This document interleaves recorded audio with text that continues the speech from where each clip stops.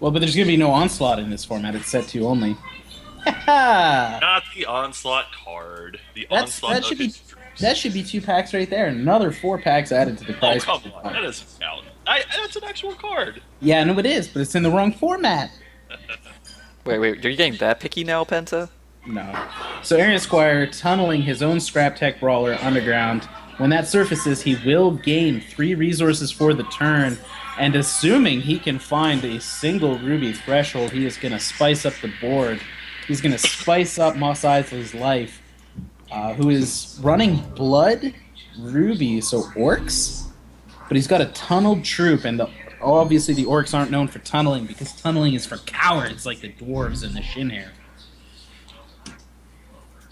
The tunneling is fine. It's interesting, though, that he didn't have another play to follow it up, though.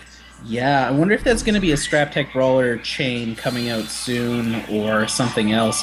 Or possibly Isley is going to respond to Aaron Squire's play with the mirror, and we might see a showdown between 2 fierce entities. Aaron Squire does indeed find, for those of you that can't see, he did just draw another Ruby Shard, which is going to open up the plays coming out. He uses Running Gear's power and goes to 25 health. Swings with Warrior of Andronicus, which activates Fishersmith. Well, the Warrior of Andronicus immediately dies. That does let Charles know at least one thing about his deck. He is not running any Inspire in that Blood Ruby, as, of course, that would be an infraction of the rules. Wrathwood Master Moss is the replacement for the Warrior of Andronicus, and a 5/5 for 4 with an incredibly relevant ability is an awesome follow-up. That other tunnel troop, though, the Wakazashi Ambusher, will not only lower permanently the Wrathwood Master Moss's attack and defense, but when it turns into the Mossling, it retains those permanent debuffs, meaning the Mossling is a 2/2, JJ? Yes. What does a 2/2 do when it has -2, -2? It dies right away and never comes back. Ooh, it could come back. You could augmentedly awaken it, but I mean, it probably never comes back, yeah. Probably not in these shards. Yeah. The only way that wouldn't happen is if you had a way to immediately make the Mossling deal damage, like if you had a boulder toss to do in that interim. Oh, I wonder if that would work. I bet that's not tested. So I think it just immediately goes away. that's true. The Scrap Tech Brawler pops up. The Ultimate Art Scrap Tech? No, that's the regular Scrap Tech Brawler. There. Yeah. Now, with 8 resources available to him, Aaron Squire chooses to play the 8/8 Arborian Rootfather out of his hand, Wow. which has the direct damage and speed gems. None of his troops naturally have Crush, which is a little bit of a deciding factor here, but he is swinging in for 13 damage on turn 5.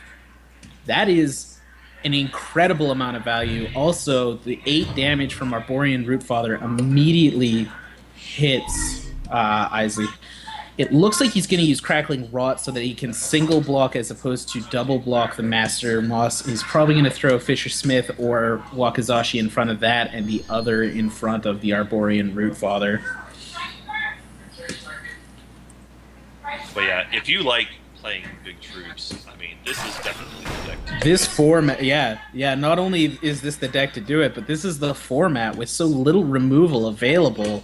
Yes. There is more call to just big troops dominating the field. Aaron Square not playing with sleeve. Not playing with sleeve.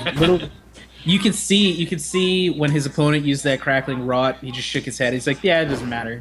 5 minutes ago, he was not impressed by his opponent's play.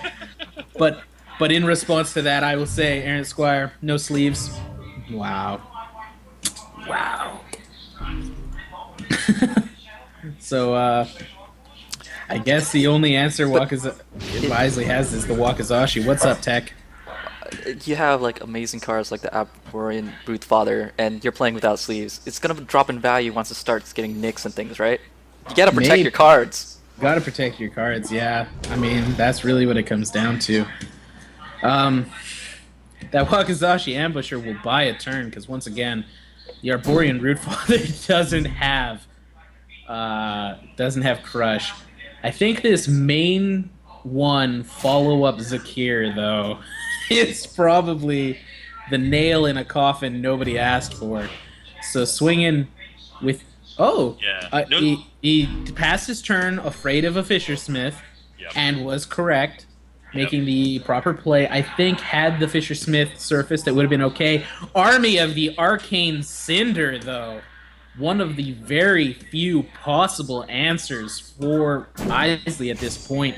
If he can find a way to deal with Zakir, that Army of the Arcane Cinder, a 6-cost legendary double ruby threshold constant, will get a counter every time a troop Isley controls dies, and every turn in the ready phase it will create a 2/1 with speed troop for every counter on it. Interesting to note, Insanity. if he does have the dishonorable death, this would be one of the best places that he could play it this next turn. It is Yeah. possible he could still turn this around. It looks like Aaron Squire is going to get his Power of Zakir card. He does, in fact, get probably the least powerful of them, in my opinion. He gets the Destructive Delirium. Each opposing artifact is destroyed, and each opposing champion loses 4 attack resources permanently. And while I say it is the least powerful, in my opinion, that does not mean it is the least powerful by any stretch of the imagination. That's still going to be a brutal play here. We'll take Isley from 6 resources to 2. In this board stake, that's actually pretty good, though, because Dishonorable Death was one of the best answers that Yeah, Isley it was might the have only had. out he had. But yeah, when I said it was the worst option, I mean it was just the only one that didn't like kill him this turn. Yeah. It's still pretty good here. It's like the worst out of all the good options that could have happened. Oh yeah, Right. you're never sad. Pretty much. So even with those 2 Army of the Arcanes coming down, Zakir slams down onto the field. Well, I mean, Aaron Squire does learn one thing about his opponent in this matchup, and his opponent learns a lot. I guess there's a couple of things Aaron Squire takes away here. His opponent has Fisher Smith's Ambushers and Army of the Arcane Cinder, whereas his opponent learns that Aaron Squire has Arborian Rootfathers and Zakirs, and needs answers to those right now. Also, Master Moss was shown. So that is crazy. This is So- definitely one of those decks where you just say, "I've got all the awesome threats. Can you deal with it?" And Aaron Squire, yeah, he was not answered that time. That's for sure. Does the opponent have a way to convert into a faster deck for this next round? Wonder. Well, Blood and Ruby are typically pretty fast shards as far as this goes, but Like the first game, I don't know if it was just the hand that he had, but it was like multiple tunnelers and kind of a slower mid-rangey kind of feel to the pace of the game. So I wonder if he has a way to accelerate that, speed it up a bit for the next run.